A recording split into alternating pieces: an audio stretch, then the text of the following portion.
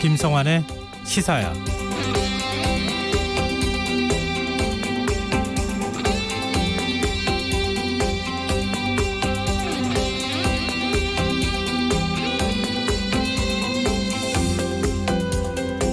통합당이 비례위성정당인 미래한국당과 조속한 합당을 추진하기로 합의했습니다. 앞서 민주당도 더불어시민당과 합당 절차를 마무리하면서 거대 양당이 의석수를 더 얻기 위해 만들어낸 비례대표용 위성정당들은 이제 역사 속으로 사라지게 됐는데요. 끝이 좋으면 모든 것이 좋다는 서양의 속담이 있다지만 헌정사상 처음으로 등장한 비례위성정당은 끝과 함께 여러 가지 과제를 남긴 것 같습니다. 준연동형 비례대표제를 손질해 다양한 소수정당의 의회 진출을 돕는다는 선거법의 취지를 되살려야 하고요. 꼼수에 꼼수로 맞서면서 정략적 판단을 해온 정치권이 국민의 불신을 해소하는 일도 시급하겠죠. 이런 가운데 미래통합당 주호영 원내대표의 행보에 기대감이 커지고 있습니다. 주 원내대표는 당무 복귀 첫날 여당 원내대표와 회동을 갖고 20대 국회 본회의 일정에 합의했고요. 미래한국당과의 합당을 이끌었습니다. 또 5.18 민주화운동 40주년 기념식에도 참석할 것으로 알려져 보수 야당의 역사인식에 변화가 있을지 관심이 쏠리고 있는데요. 정말 이번만큼은 상생과 협치의 정치를 볼 수 있었으면 하는 바람입니다. 시사평론가 김성환입니다. 방역당국은 이번 주말이 코로나19 중대 고비가 될 수 있다고 진단하고 신속한 검사를 강조하고 있습니다. 교육부는 학원에 대해 원격 수업을 권고하는 등 강력한 사회적 거리두기를 적용하기로 했는데요. 잠시 후 뉴스에서 자세한 소식 살펴보겠습니다. 더 깊이 있게 들여다보는 인터뷰 시간에는 21년 만에 노사정 대화에 복귀한 민주노총 이주호 정책실장과 전화 연결해 코로나19 위기를 극복하기 위한 과제는 무엇인지 이야기 나눠보겠습니다.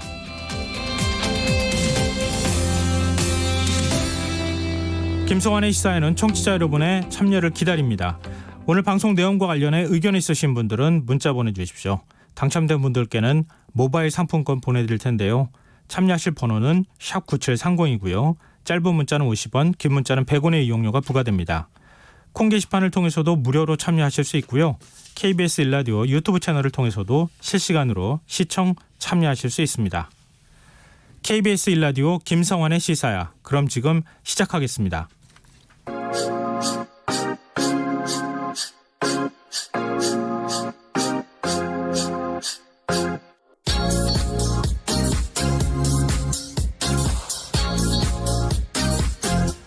KBS 일라디오 김성환의 시사야.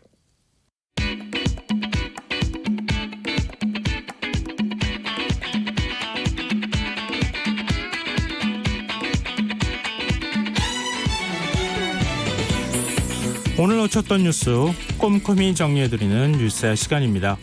오늘은 곽재훈 프레시안 기자 나와 계십니다. 안녕하세요. 네, 안녕하세요. 네, 오늘도 역시 코로나19 현황부터 살펴볼까요? 네, 오늘 자정 기준 신규 확진 환자 29명이 추가로 발생했는데요. 3명이 해외 유입 사례이고 26명이 국내 발생인데 이 가운데 이태원 클럽 관련 환자가 20명입니다.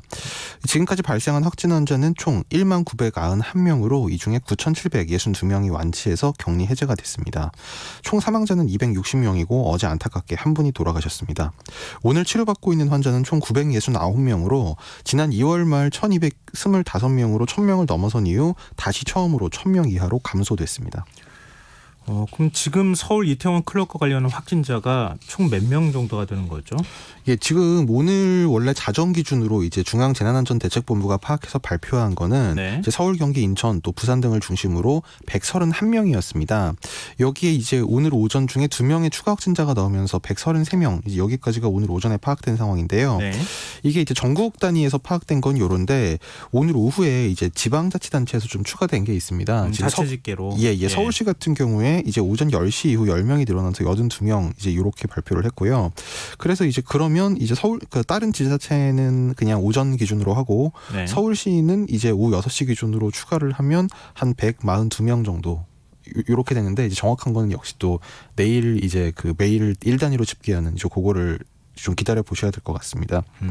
지금 이 양상이 지금 인천에서는 학원 강사 확진자에 의해서 학생이 감염되고 또 과외 교사가 감염되는 등 상체 감염까지 일어나서 지금 당국이 긴장을 하고 있는데 네. 2차 확산 고리를 차단하기 위해서 교회, 학원, 주점 등에서 역학 조사를 벌이고 있습니다. 오늘 서울시가 지금 서울시 집계로 10명이 또 늘어났다고요? 네. 조금 좀 확진자 수, 감염자 수가 좀 줄어들면 참 좋겠다 이런 기대를 했는데 그거하고는 다른 방향으로 지금 나아가고 있다 이렇게 또 생각이 돼서 걱정이 되는데요. 예. 근데 지금 인천 지역 학원 강사 얘기를 많이 하고 있잖아요. 네. 지금 확진자가 계속 늘어나고 있는 상황이에요. 예, 지금 이 인천 요 확진자, 그러니까 그 강사로 일하고 있는 이 인천 지역 확진자 네. 관련한 환자만 지금 20명 정도로 다 되는 걸로 지금 알려지고 있는데요. 이태원 클럽을 방문했다가 코로나 확진 판정을 받은 이 학원 강사는 방역 당국에 자신의 직업을 무직이라고 이 허위 신고를 해서 네. 학원 수강생 그리고 본인이 학원 밖에서 가르치고 있는 과외 학생 등 학생들이 무더기로 감염되는 안타까운 일이 일어났습니다. 어제 인천시에 따르면 인천 102번 확진자인 25살 A 씨는 지난 2일에서 3일 이 이태원 킹클럽을 방문하고 미추홀구 보건소에서 검체 검사를 받아서 지난 9일에 양성 판정을 받았는데요. 초기 조사 때 무직이라고 진술하면서 학원 근무 사실을 말하지 않았지만 역학조사 과정에서 직업이 학원 강사라는 사실이 드러났습니다. 근데 이 A 씨의 동선을 보면 앞서 클럽 방문이 지난 2일에서 3일이었는데 지난 6일 오후 7시에서 11시까지 인천 미추홀군의 학원에서 이 마스크를 착용하지 않은 채 고등학생 9명을 대상으로 수업을 진행했고 또 다음 날인 7일에는 연수구의 한 가정집에서 중학교 1학년 여학생을 상대로 과외 수업도 했습니다. 결국 그래서 오늘 오후 3시 기준으로 그 A씨와 관련한 코로나 확진자가 학생 7명, 성인 4명 등 모두 11명인데요. 이 강사로 근무하는 학원에서만 고등학교 1학년 4명, 또 고3 여학생 1명 등 5명이 확진 판정을 받았고 A씨로부터 과외를 받는 여중생, 그리고 이 여중생의 이 남자 형제, 쌍둥이인 중1학 이 남학생이 있습니다. 요 학생까지 합치면 이 학생이 모두 7명이고 또 그 동료 강사, 또 과외 학생의 어머니, 또 과외 학생 어머니와 접촉한 또 다른 과외 교사 등 성인 확진자가 4명입니다.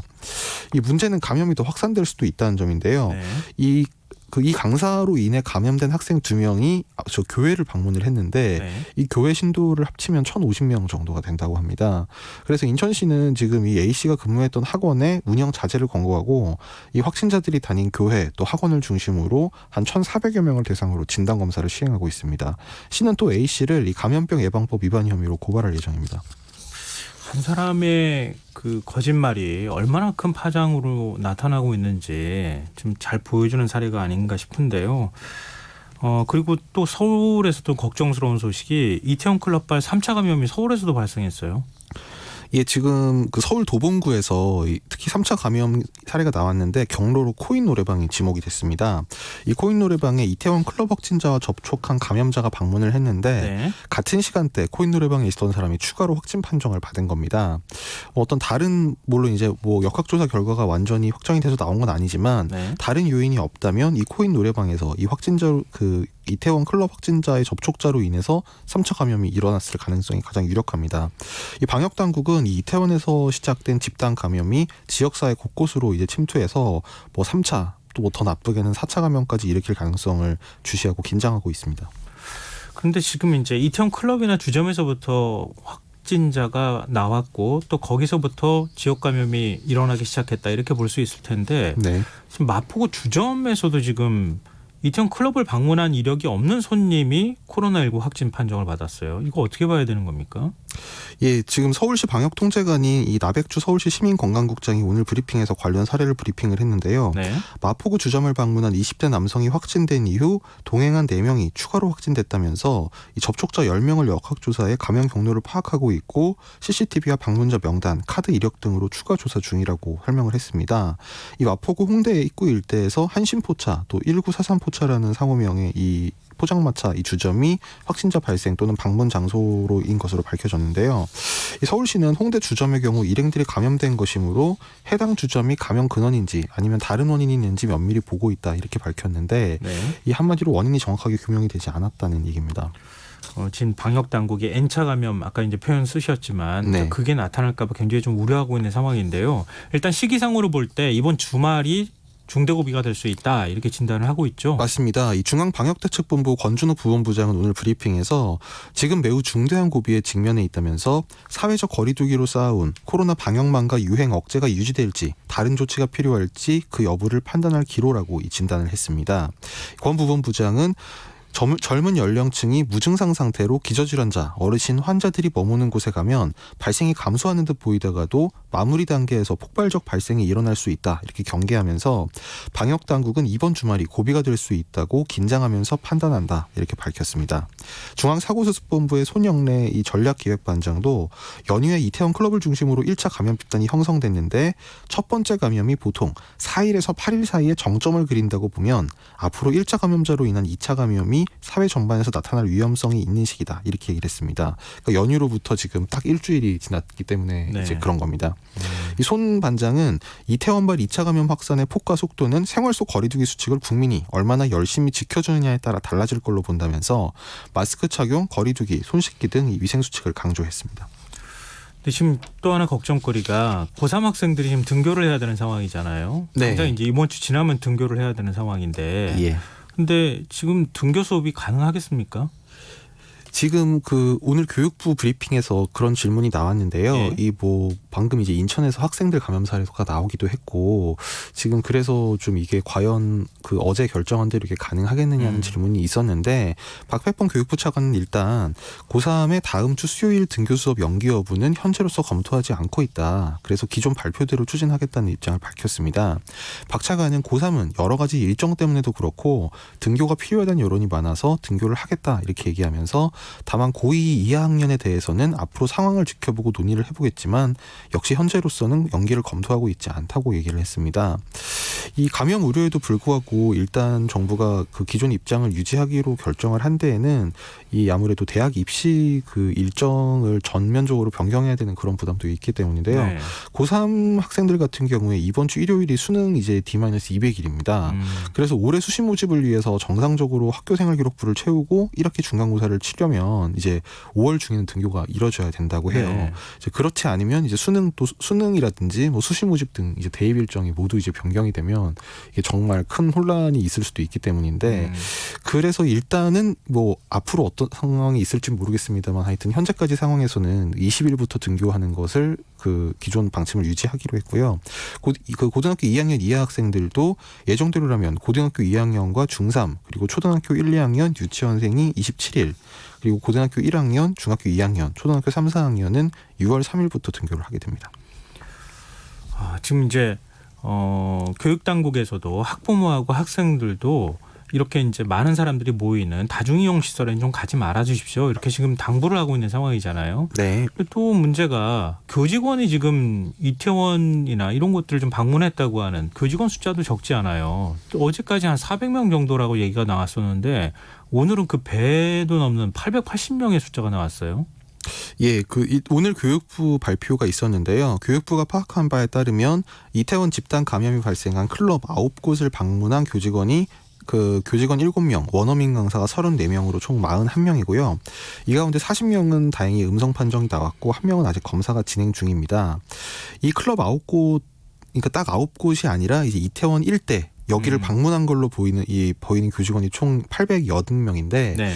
사실 어떤 문제가 되는 클럽 같은 다중이용 시설은 아니고 이를테면 이태원 근처 음식점을 간 걸 수도 있고 네. 그런 거기 때문에 도덕적으로 비난할 것까지는 아닙니다만 네. 어쨌든 감염 우려가 있는 건 사실이기 때문에 이제 학부모 그렇죠. 계약 때문에 사실 그렇죠. 그런 거죠. 그것 때문에 이제 학부모들의 네. 좀 걱정이 있는 건데요. 이 880명은 이제 세부적으로 보면 원어민 보조교사가 366명 그리고 교직원이 514명입니다. 현재 641명이 그러니까 880명 가운데요. 641명이 코로나19 검사를 받아서 이 가운데 524명은 음성 판정이 나왔고요. 117명이 지금 검사 결과를 기다리고 있습니다. 교육부와 시도교육청은 이 나머지 인원들도 조속한 시일 내 검사를 받도록 독려를 하기로 했습니다. 이 이태원 클럽 관련 총 접촉자인 교직원, 그러니까 감염자와 접촉한 걸로 알려진 교직원이 11명인데요. 역시 다행히 이들 모두 음성으로 나왔습니다. 다만 이 교사들은 음성으로 나왔지만 최대 잠복기인 14일간은 자가격리를 해야 합니다. 이 교육부는 지난달 24일부터 이번 달 6일까지 이태원 클럽이라든지 이태원 일대를 방문한 교직원과 원어민 보조교사, 고3 학생 등을 지난 13일 긴급하게 현황 조사를 지시했습니다. 네. 확진자가 좀 안 나왔으면 좋겠고요. 그리고 교육당국은 학원에 대해서 이 원격 수업을 강력히 지금 공고화했는데 이게 좀 실효성 있는 조치가 될 수 있을까요? 네, 오늘 이제 유은혜 교육부 장관하고 박원순 서울시장, 조희연 서울시 교육감 요 3명이 이 정부 서울청사에서 이 학원 등 다중이용 시설 방역 강화 관련이 긴급 회의를 열었는데요. 일단 교육부 장관, 이 유은혜 장관이 학원 강사 전체에 대해서 점검을 시작했고 학생과 학부모들께서는 학원 등 다중이용 시설을 이용을 자제해달라. 그러니까 학원에 가급적이면 보내지 말고 뭐 원격으로 강의를 듣든지 좀 이런 식으로 이제 그 학생들을 학습을 시켜달라고 당부를 했습니다. 네. 유부 총리는 박 시장과 조 교육감에게 학원과 방역 점검을 강화하고 생활 방역 지침을 어기는 학원에는 집합 금지 명령 등으로 강력하게 대응을 해달라 이렇게 당부를 했는데요. 네. 그러니까 학원가에는 지금 뭐 완화된 거리두기가 아니라 다시 이제 그 앞서 적용했던 사회적 거리두기 수준의 강화된 조치를 적용을 하겠다는 겁니다. 박원순 시장은 이 영어 유치원과 SAT 학원, 대형 학원 1,200여 곳의 생활방역 지침 준수 여부를 확인하고 이행하지 않으면 집합금지 명령 등 강력한 행정 조치를 실시하겠다고 밝혔습니다. 근데 뭐 제가 듣기로는 학원이 먼저 동영상 수업을 도입을 했다. 그래서 학생들한테 동영상 수업이나 이런 것들을 통해서 뭐 숙제도 내주기도 하고 수업도 한다는 얘기는 들었거든요.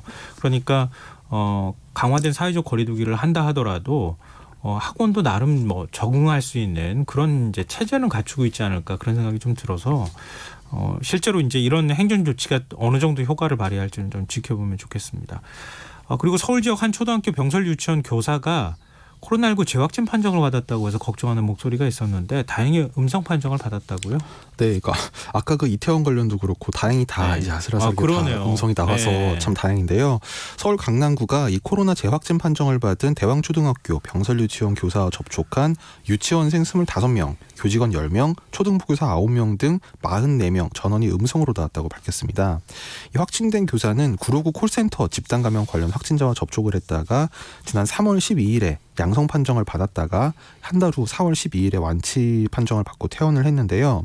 그 이후에 2주간 자가격리를 거쳐서 지난 4월 27일에 출근을 했지만 최근 가족 병문안을 위해 방문한 병원에서 재검사를 받아봐라 이런 요청을 받고 지난 12일에 강남구 보건소에서 검사를 받았다가 13일에 재확진 판정이 나왔습니다. 참 다행스럽습니다. 아슬아슬하다고 아까 말씀하셨었나요? 표현을. 네.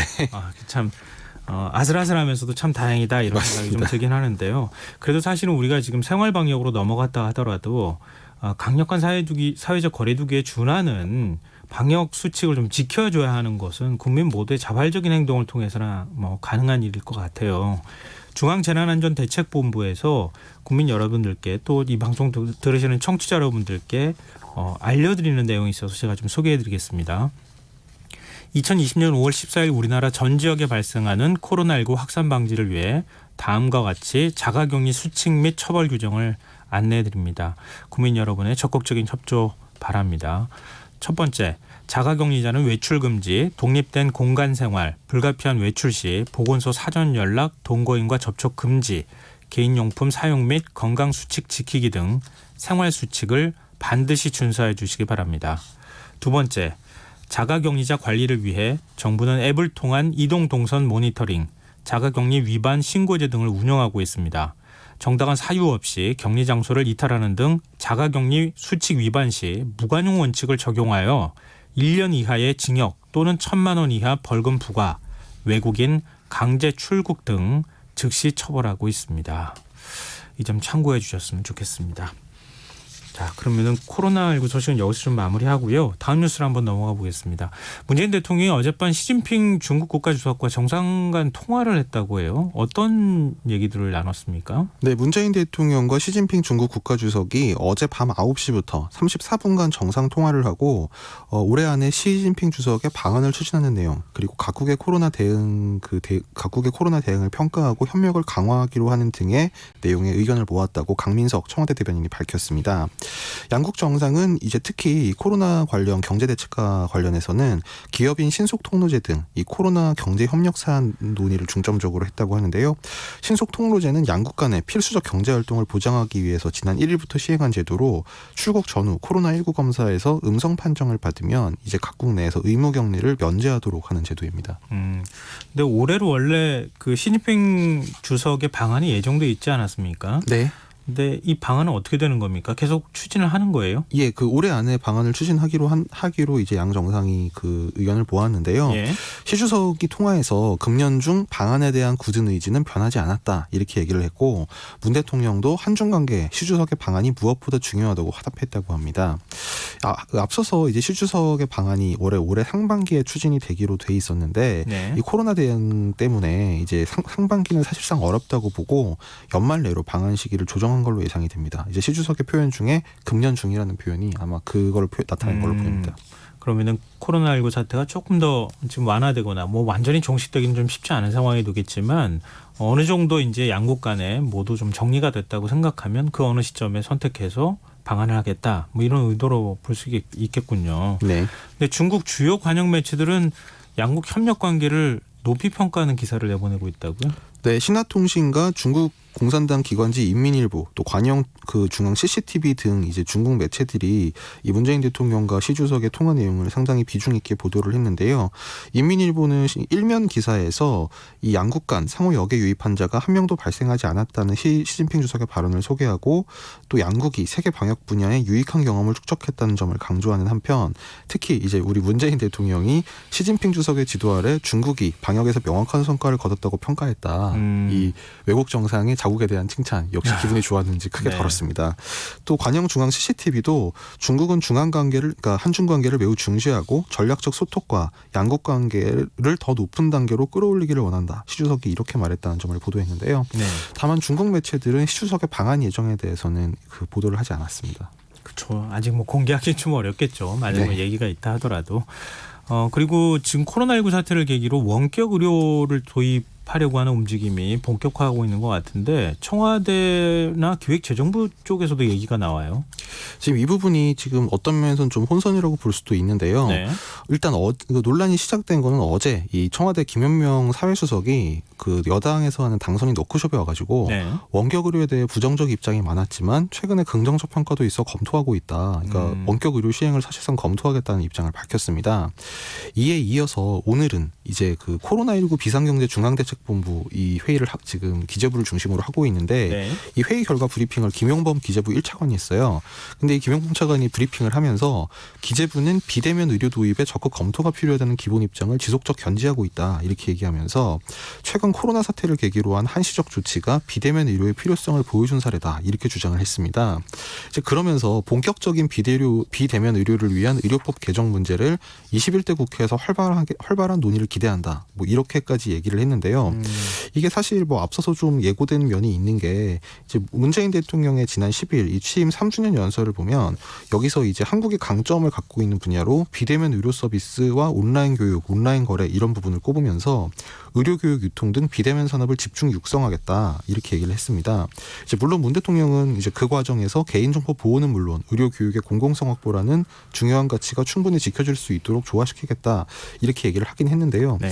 이게 뭐 원래 여당이나 범진보 진영에서 좀 그 원격 의료는 좀 상당히 경계하고 우려하던 내용이기 때문에 지금 네. 논란이 좀 일고 있는 겁니다. 대한의사협회는 그동안에 이 비대면 의료 서비스에 대해서 원격 의료에 대해서 굉장히 반발해 오지 않았습니까? 예, 근데 이게 물론 이제 그 청취자들 시민들께서는 이제 코로나 때문에 불안한데 뭐 병원 안 가고 전화로 진찰받으면 좀 좋은 거 아닌가 이렇게 생각하실 수도 있겠습니다만 네. 이제 좀 주의해서 봐야 될 거는 이 코로나 확산이라는 긴급 상황에서 이 한시적으로 도입된 이 비대면 진료 허용 방침이 다른 이제 원래 의료계 특히 이제 그 의료를 좀 산업적인 면에서 접근하는 이제 뭐 일반적인 진료를 할 때나 이런 경우에도 예. 그러니까 진료뿐만이 아니라 이제 뭐랄까요, 의료를 이제 산업 쪽으로 이제 접근하는 이제 그런 시각이 있습니다. 네. 이를테면 이제 그게 의료 정보를 뭐 가명화를 통해 그 실명 정보를 가명화를 바꿔가지고 네. 그 정보 시스템을 구축해가지고 이제 이거를 빅데이터로 활용하게 한다든지 네.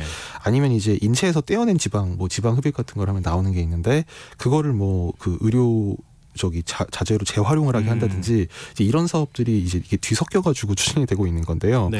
뭐 그래서 오늘 의사협회에서 이걸 정부가 원격 의료를 추진하면 뭐 이 코로나 관련 협조를 안 하겠다. 뭐 사실상 뭐 의사가 환자를 안 보겠다는 이런 얘기는 좀 많이 비난받을 소지가 있죠. 이거는 철부지 같은 소리라서 무시를 사실 좀 받아도 할 말이 없을 것 같은데 네. 의협뿐만이 아니고 이제 보건의료노조라든지 뭐 보건사회단체 연합 또 인도적 의사협회 등 이제 이명박 박근혜 정부 시절부터 이 원격 의료 도입을 경계해온 단체들도 지금 상당히 우려하고 비판하는 목소리를 내고 있습니다.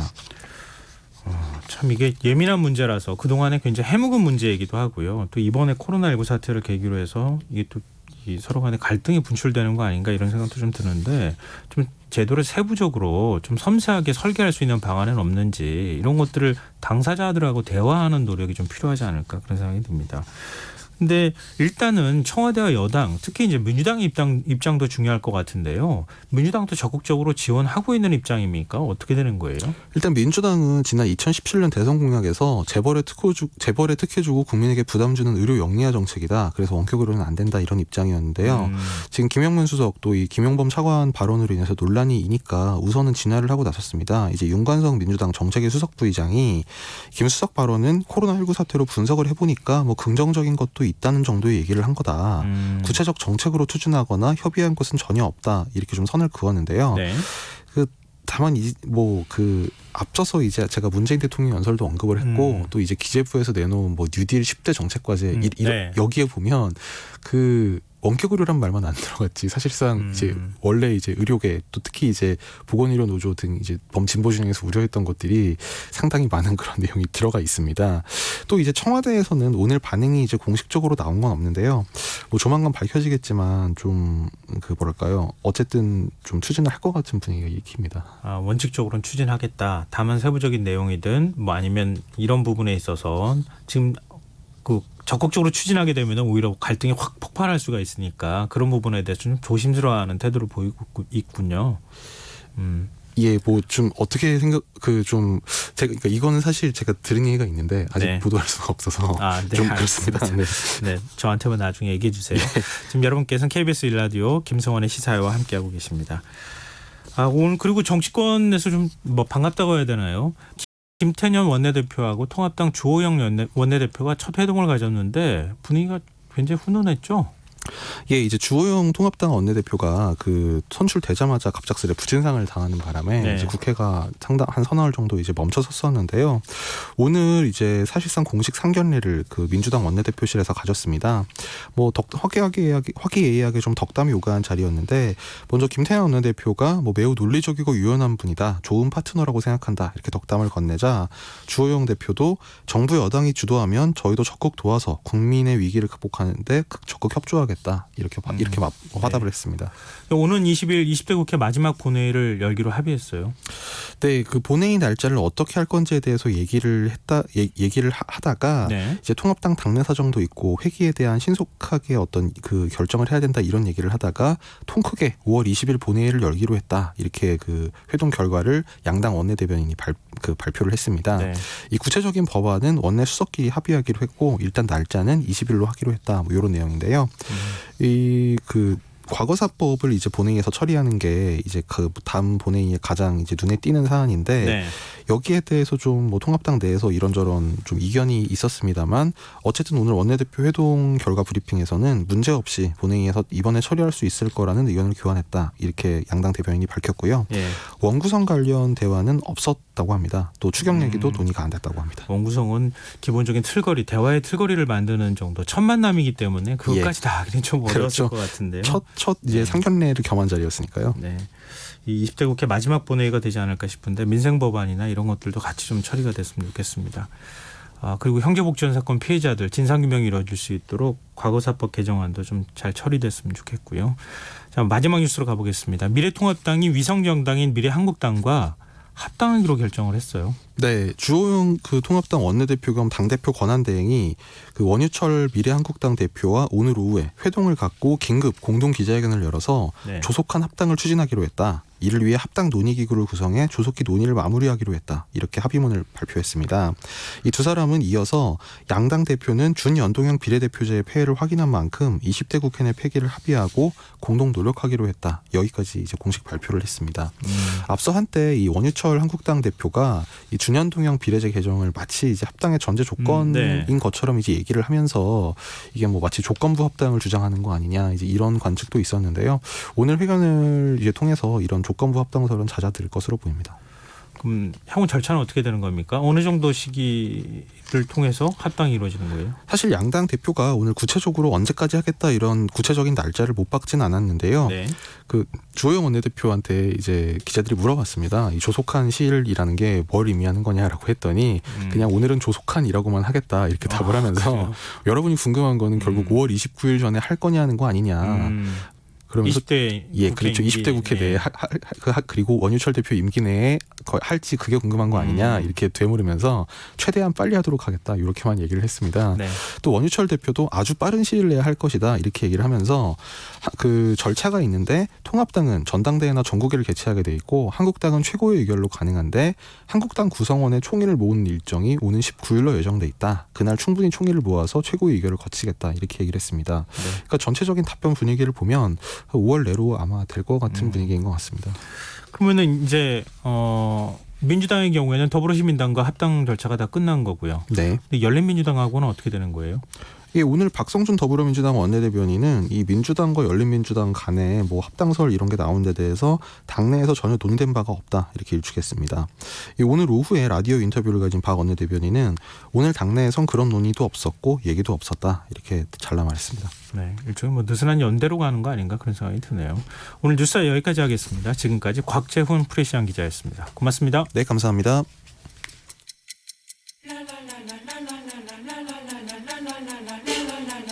바쁜 당신을 위해 준비된 밤 시사야 시사평론가 김성환과 함께합니다. 코로나19 위기를 극복하기 위해 21년 만에 처음으로 양대 노총이 모두 참여하는 사회적 대화가 시작됩니다. 어제 노동계와 경영계 그리고 정부는 노사정 사회적 대화를 준비하기 위한 비공개 실무 협의까지 가졌다고 하는데요. 오늘 이슈와 인물을 더 깊이 들여다보는 인터뷰 시간에서는 전국 민주노동조합 총연맹 이주호 정책실장 전화 연결해서 이 문제에 대해서 얘기 나눠보도록 하겠습니다. 안녕하십니까? 네, 반갑습니다. 네, 민주노총 반갑습니다. 이주호입니다. 네. 지금 원래 경산의회 그동안에 민주노총은 불참해 왔는데 지금 긴급 노사정 대화는 민주노총이 먼저 제안을 했었던 거였죠? 예, 저희들이 그동안 정부가 추진하고 있는 사회적 대화에 대한 문제식 때문에요. 네. 경산노위는 불참하고 있었는데 최근에 어떤 그런 논의의 틀을 떠나서 경제 위기 상황이 워낙 심각하기 때문에 저희들이 새로운 논의 틀을 가지고 그 원포인트로 코로나 위기 극복을 위한 사회적 대화를 제안을 하고 참가를 준비하고 있습니다. 그 처음에는 한국노총이 경산의회 틀 안에서 논의하자 이렇게 얘기를 해서 노총 간에 서로 이견이 노출되는 바람에 이게 과연 가능할까 이런 생각도 들었는데 또 그래도 다행히 좀 합의가 됐다는 소식이 들리더라고요. 근데 비공개로 첫 실무회의가 열렸다고 하는데 주체는 누구고 이 자리에서는 어떤 얘기가 좀 오고 갔습니까? 네. 아마 이제 새롭게 그 사회적 대화가 열리는데요. 국무총리 주관으로 열리고요. 네. 정부에서는 기재부하고 노동부 장관님이 참가하시고 사용자 측에서는 경총과 대한상의가 참가를 합니다. 네. 그리고 노동자 측에서는 이제 저희 민주노총하고 양대 노총이 참가하는 그런 6자 회의로 진행이 될 것 같고요.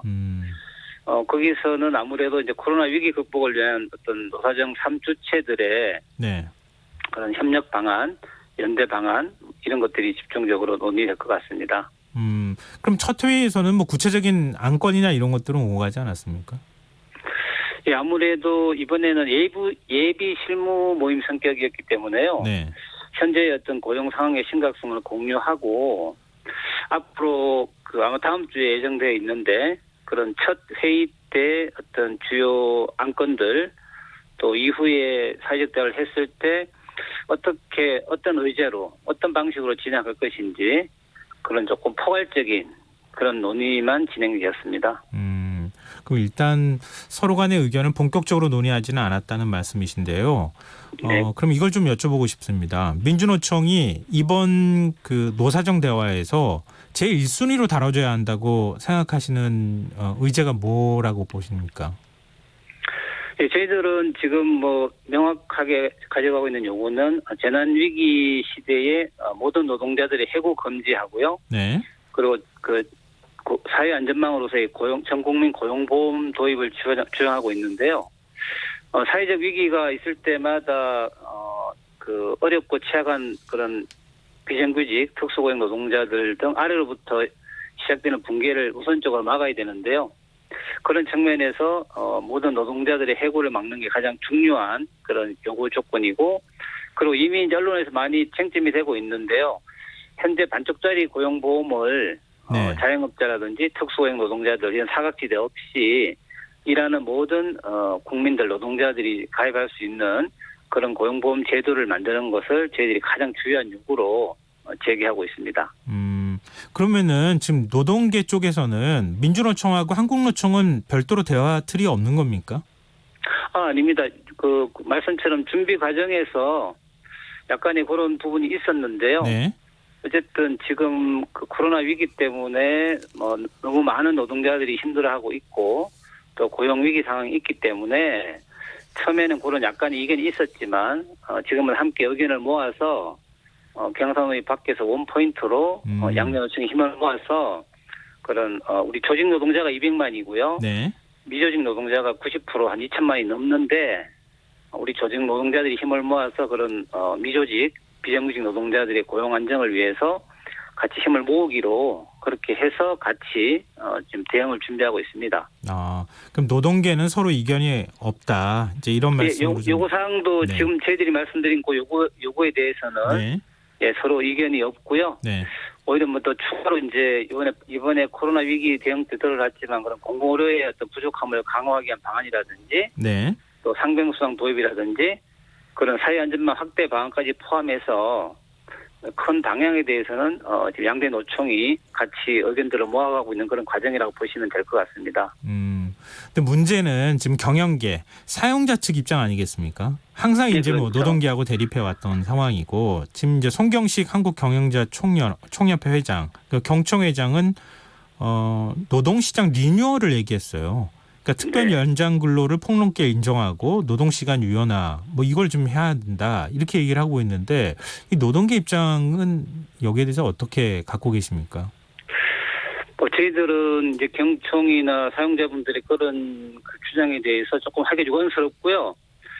지금의 위기 상황은 어떻게 보면 더 이제 노동자를 껴안으면서 같이 위기를 극복해야 되는데 오히려 평소에 노사 대립하면서 그 사용자들이 주장하셨던 그런 요구들을 또 기업이나 재벌들의 그 소원수리 하듯이 다시 요구하고 가져오는 것은 조금 저희들 편으로 자본의 탐욕이 아닐까라는 생각을 하고 오히려 지금 노동시간을 단축을 통해서 일자리도 늘리고 또 정부가 지원을 했을 때 그것이 반드시 고용 유지를 위해서 사용할 수 있고 또 그런 어떤 설선수범의 자세가 현재 어떻게 보면 어떤 기업가의 올바른 자세가 아닐까 그렇게 생각을 합니다.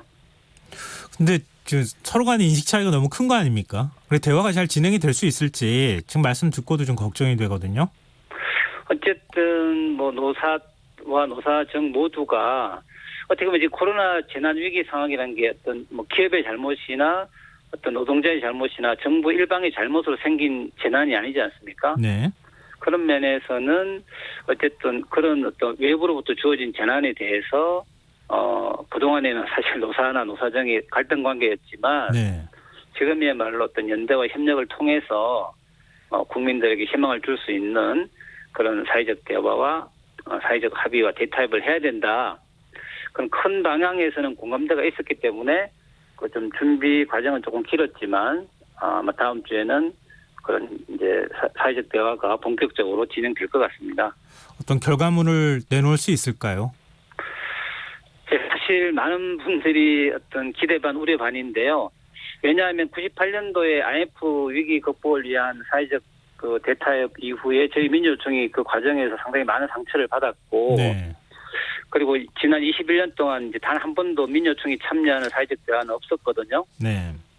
그런 면에서 이제 저희 내부에서도 많은 우려가 있고 또 밖에서도 과연 가능할까라는 그런 우려가 존재하고 있는 건 사실이고요. 다만 아까 말씀처럼 지금의 상황 자체가 2차 대전 이후에 최대 그런 위기란 말도 있고 또 30년대 대공황이 비견되기 때문에 얼마나 그런 위기에 대한 위기 극복에 대한 절박성이 그럴까요? 그런 또 서로 간의 어떤 진정성이 있으면은 어렵게 마련한 이 대화 테이블에서 우리 국민들과 또 힘들어하는 노동자 전체를 위한 어떤 그런 좋은 결과가 나오지 않을까. 또 그렇게 하기 위해서 저희들이 노력을 하려고 준비를 하고 있습니다.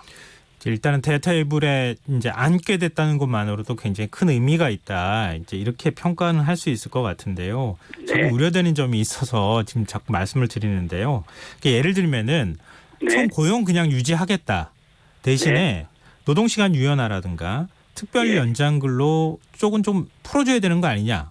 이렇게 만약에 경영계에서 요구한다. 이러면 어떻게 하실 계획이십니까? 어쨌든 그 사회적 대화라는 게 어쨌든 상호 존중과 신뢰 속에서 문제를 풀어가야 되고, 그리고 지금도 많은 분들이 어떤 임금과 고용의 교환이라든지 어떤 지금 말씀처럼 뭐 양보와 타협을 이야기하고 있는데, 네. 어쨌든 저희들이 볼 때는 그걸 뭐 저는 이제 참여와 기여라는 표현을 쓰는데요. 어떤 이런 위기를 극복하기 위해서 아까 뭐 전국민 고용보험을 도입하자는 제안을 하고 있는데, 네. 그렇게 했을 때는 노와 사와 보험료를 더 올려야 되고요.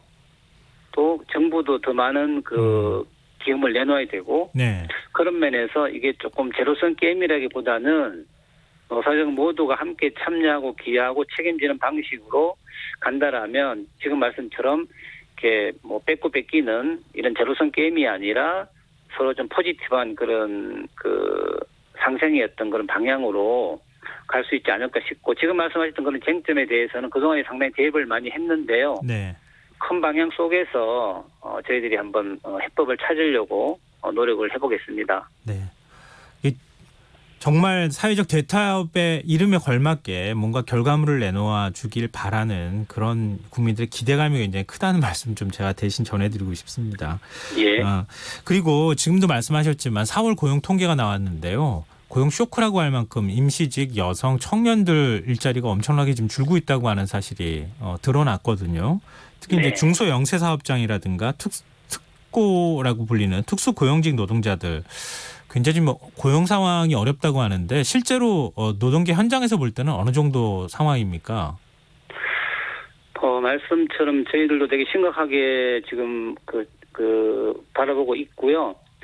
아무래도 대기업이나 공공기관은 이런 재난 상황에서 재택근무라든지 유급휴가가 가능하지만, 네.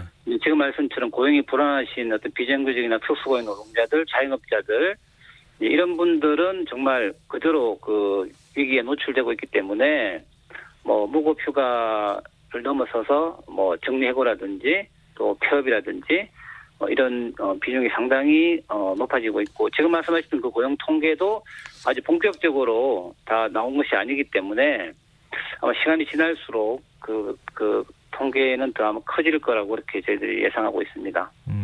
근데 정부는 공공부문을 중심으로 해서 156만 개 일자리를 제공하겠다 이런 입장을 이제 밝혔는데요. 이것을 포함한 정부의 어떤 노동시장 대책, 고용 대책에 대해서 어떻게 평가하십니까?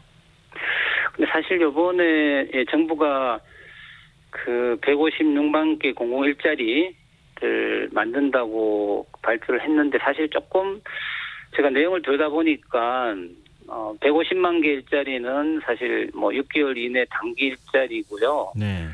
또 나머지 일자리는 베이비붐 세대의 대량 퇴직에 따른 결혼 보충 수준이라서 본인들 스스로가 고용 대란 시기에 최후의 고용자로서 정부 역할을 다 하겠다, 그렇게 말하면서 발표한 어떤 좀 일자리 대책치고는 조금 알맹이가 없다.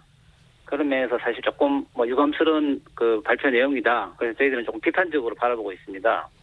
그러면은 질 좋은 일자리가 아니다 이렇게 말씀하시는 건데, 그렇죠. 그러면 어떤 대책이 필요하다고 보시는 건가요? 사실 저희들이 이번에 코로나 사회적 대화 때 제안을 드리려고 준비하고 있는데요. 네. 아시겠지만 이번에 코로나 그 방역 관련해서 정말 보건의료 노동자들이 고생 많이 했지 않습니까? 네. 근데 그 과정에서 뭐 K 방역이라고 정말 모범 국가라고 이야기를 하고 있지만, 우리나라의 어떤 공공의료의 취약성이라든지 또 보건의료 인력의 부족함들이 많이 드러났기 때문에 우리가 사실 이런 공공의료 분야, 그 보건의료 분야의 일자리가 사실 여기에 집중적으로 좀 좋은 일자리가 늘어나야 되고요. 그리고 사회 서비스 일자리도 되게 부족하기 때문에 이런 공공 사회 서비스 일자리에도 대거 정부가 좀 재원을 투자해야 되고, 그리고 기존 일자리들은 노동시간 단축이나 교대적 개편을 통해서 또 일자리를 나누는 그런 또 작업이 필요합니다. 그리고 네. 특히 또 뭐 생명 안전이나 그죠 유해 위험 없어 네. 이런 일자리에도 또 더욱더 또 재원을 투자해서 일자리를 늘려야 되지 않을까. 그래서 얼마든지 지금 시기에 공공 부분의 공공 서비스를 강화할 수 있는 또 그래서 뭐 일석이조의 공공 부분 좋은 일자리가 충분히 많이 늘려야 되는 부분이 있다. 그걸 좀 강조드리고 싶습니다. 네. 그리고 고용보험 단계적 확대 방안에 대해서 좀 여쭙고 싶은데요. 국회 네. 차원에서는 지금 예술인만 포함을 시켰어요. 상당히 유감스럽습니다. 사실 아시겠지만 저희들은 이제 자영업자 특고까지 포함해서 전 국민 고용보험 가입을 제안 드렸는데요. 네. 이번에 이미 20대 국회에서 그 특수고용 노동자하고 예술인들이 포함되어 있는 법안이 올라갔는데 물론 여기에도 특고가 250만인데 한 4, 50만 정도만 대상되는 법안이었는데요. 그 특고는 아예 빠졌고 예술인만 이제 일부 그 통과가 돼가지고 네. 너무 정말 그 목말라 하고 있는 우리 250만 특수고용 노동자들, 플랫폼 노동자들한테 또 한 번 좀 대못을 박는 이 20대 국회가 뭐 동물국회라는 표현도 쓰는데요. 네. 뭐 20대 국회 한계를 그대로 보여준 또 법 개정이 아닌가라고 해서 상당히 저희들이 비판적으로 바라보고 싶습니다. 마지막으로 이 얘기를 안 여쭤볼 수가 없는데요. 네. 지금 스스로 목숨을 끊은 아파트 경비원 오늘 이제 발인식이 열렸는데 그 아파트 경비원에 대한 입주민 갑질 이거 막을 수 있는 방법 대책은 혹시 없습니까? 진짜 저도 참 안타까운 뭐 이번에 상황인데요. 이런 게 단순한 개인 문제가 아니고 사회 문제로 저희들이 봐야 될 것 같고 이 경비 노동자들의 낮은 처우나 열악한 지위 때문에 정말 갑질을 해도 되는 사람으로 여기는 이런 좀 잘못된 우리의 노동 무시라고 그럴까요? 노동인권을 네. 무시하는 이런 사회적 분위기가 문제인데요. 이런 것들이 재발 방지하기 위해서는 어쨌든 근본적으로 정부가 감시단속 노동자인데 경비 노동자들이 그런 건기법 적용을 통해서 조금 더 노동 조건을 개선을 하고 네. 또 이런 뭐 70%가 지금 우리 국민들이 공동주택에 살고 있지 않습니까? 네. 그럼에도 공동주택 뭐 관리법 이런 걸 개정을 통해서 네. 좀 이런 분들의 노동 조건을 개선을 하고 또 가해자에 대해서는 좀 더 엄정하게 처벌을 할 수 있는 또 이런 법을 만들고. 네. 그런데 저는 뭐 노동자 입장에서 가장 근본적인 거는 이분들 스스로가 네. 노조를 가입하고 노조를 만들어서 좀 활동해서 스스로의 권리를 지키도록 또 저희 민주노총이 네, 함께 알겠습니다. 하겠습니다. 네. 오늘 말씀 여기까지 듣겠습니다. 늦은 시간까지 인터뷰 응해 주셔서 정말 고맙습니다. 네, 고맙습니다. 예, 지금까지 전국 민주노총 민주노동조합 총연맹 이주호 정책실장과 함께했습니다. 오늘도 수고한 당신들의 이야기가 여기 있습니다. 김성환의 시사야. 시사야, 네, 저 여기 있어요. 오늘 하루 AS 해줘. 네, 더 알고 싶은 이야기, 놓쳤던 뉴스 제가 알려드릴게요.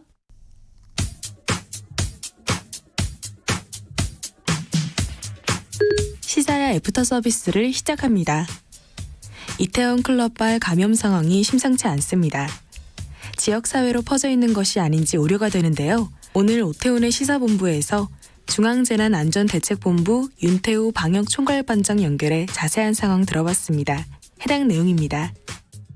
자, 그리고 이태원 유흥업소를 방문해서 확진 판정을 받은 학원 강사가 네. 이 동선이라든가 직업 등을 속이면서 시간이 많이 지체됐고 이 때문에 학생, 학부모까지 감염이 됐습니다.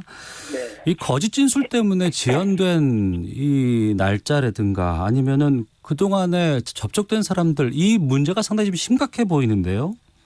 네, 저희들도 그 부분에 대해서는 상당히 문제인식을 가지고 있습니다.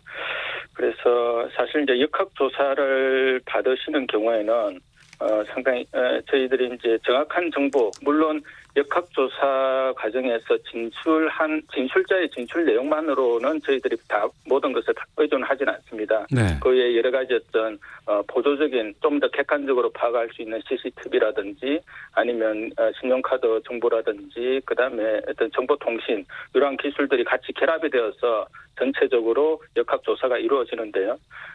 하지만 그런 어떤 기술적인 부분들은 시간이 걸리기 때문에 가장 중요한 부분은 여전히 진술자의 정확한 진술입니다. 따라서 감염병 예방법에 따라서 역학조사를 할 때 거짓 정보를 제공을 한다든지 아니면 고의적으로 정보를 누락을 한다든지 이러한 경우에는 조금 벌칙이 좀 강한 면이 있습니다. 저희가 2년 이하의 징역 또는 2천만 원 이하의 벌금에 처해질 수 있기 때문에 이런 부분들이 저희들이 사실상 이 어제의 사례와 관련되어서는 좀 해당 지자체에서 고발할 계획을 가지고 있는 것으로 알고 있습니다. 예. 이 확진 판정을 받은 환자가 동선이라든가 신원을 솔직하게 공개하는 게 왜 중요한지를 좀 다시 한번 좀 알려주세요. 네, 본인이 이제 잘못된 정보를 제공하게 되면 예. 접촉자가 누락이 될 가능성이 있습니다.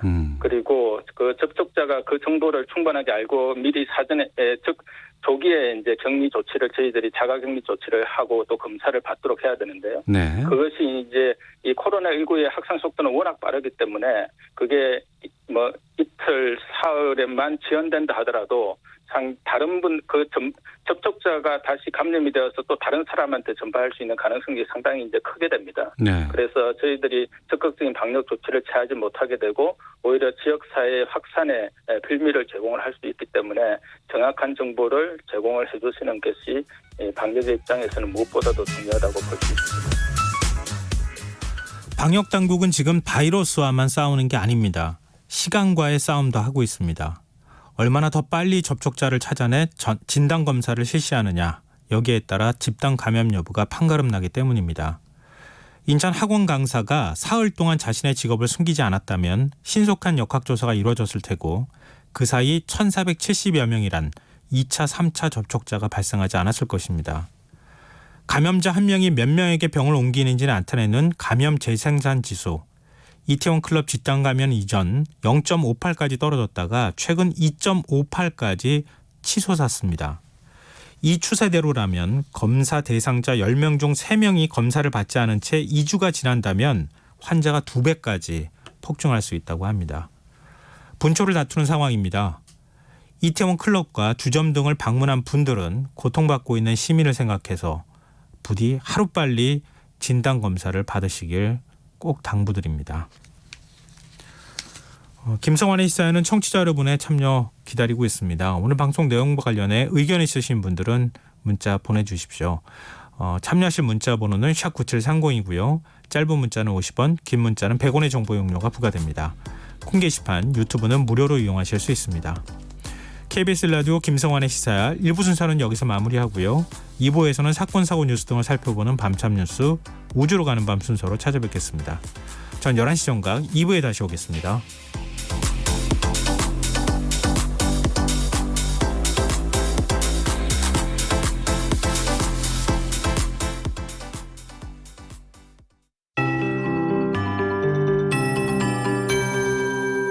KBS 58분 날씨.